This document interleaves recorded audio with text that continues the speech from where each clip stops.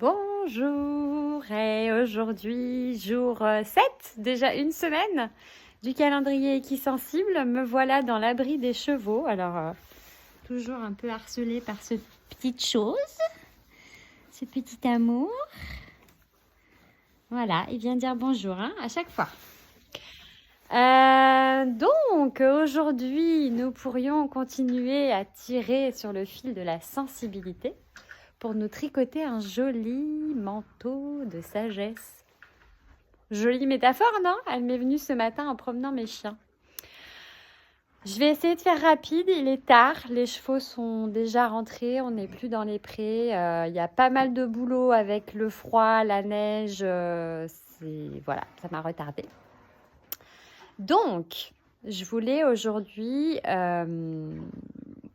parler encore un petit peu beaucoup, ça va durer tout le mois, de sensibilité. Qu'est-ce que c'est que la sensibilité? Je vais commencer par ce que n'est pas la sensibilité. La sensibilité, ça n'est pas un trop-plein d'émotions dont il faudrait se débarrasser. Ce n'est pas un état de faiblesse. Ce n'est pas une maladie. La sensibilité, à la base, c'est quelque chose de neurophysiologique. À la base, je dis bien, parce qu'il y a plein d'autres contingences, à mon sens, à ce qu'est la sensibilité. Donc la sensibilité, c'est un système de perception qui est lié à nos sens. Alors, c'est pareil, les humains ont toujours besoin de tout catégoriser et de tout schématiser. Donc on parle des 5 sens, mais en réalité, il y a bien plus de canaux de perception que nos seuls 5 sens.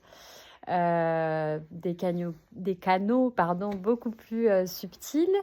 Des choses de l'ordre de la communication non verbale, par exemple, quand on interagit avec quelqu'un, ou ne serait-ce que quand on entre dans une pièce. Moi, il m'est arrivé de rentrer dans une réunion en retard qui avait déjà bien commencé et où les gens étaient en train de se prendre le chou entre eux, et tout de suite, on sent, on perçoit quelque chose. Quand on échange avec quelqu'un, il y a tout un tas de perceptions, encore une fois, j'allais dire extrasensorielles. Peut-être pas non plus, je vais en parler après de l'extrasensorialité, mais tout un tas de choses non verbales qu'on perçoit même sans en avoir conscience. Notre système de perfection, il envoie aussi tout un tas d'informations à notre inconscient. N'est-ce pas, monsieur? Et toi, ton inconscient? T'es-tu allongé sur le divan récemment pour savoir où en était ton inconscient? Je ne crois pas, hein? T'es encore un peu jeune pour ça. Bah oui, chaton. Je reprends le fil. Donc, c'est le jeu, j'ai décidé de faire mes vidéos en présence des poneys, donc il y a des moments où je vais être un peu distraite. Oui, donc tout un tas de choses qui font qu'on a une sensibilité à notre environnement, à ce qui se passe pour nous, à ce qui se passe à l'extérieur de nous, à ce qui se passe à l'intérieur de nous. Alors c'est pareil, c'est un peu schématisé dedans-dehors, c'est plus subtil que ça. Mais encore une fois, la sensibilité, comme je le disais hier, ça concerne tout le monde, tout un chacun. Après, eh bien, selon tout un tas d'autres...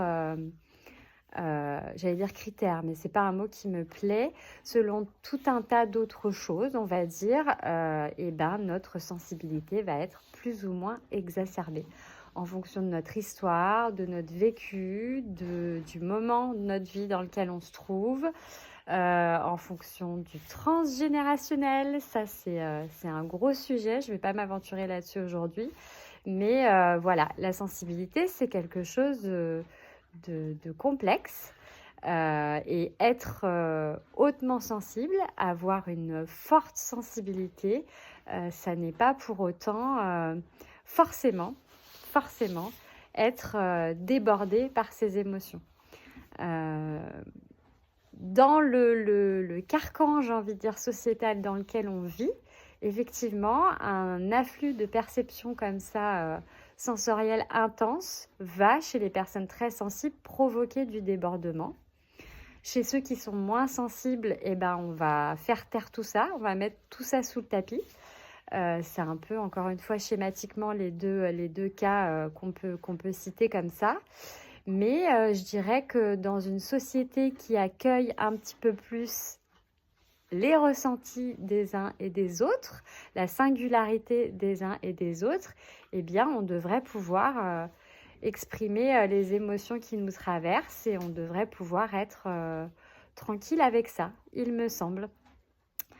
Pour faire le lien avec les chevaux, parce que j'aime bien quand même toujours revenir à eux, ils sont là, hein, ça sieste là, d'un côté, derrière le poteau. Ils reviennent du pré, donc ils ont mangé un peu d'herbe. Il n'y a plus beaucoup d'herbe là avec l'hiver.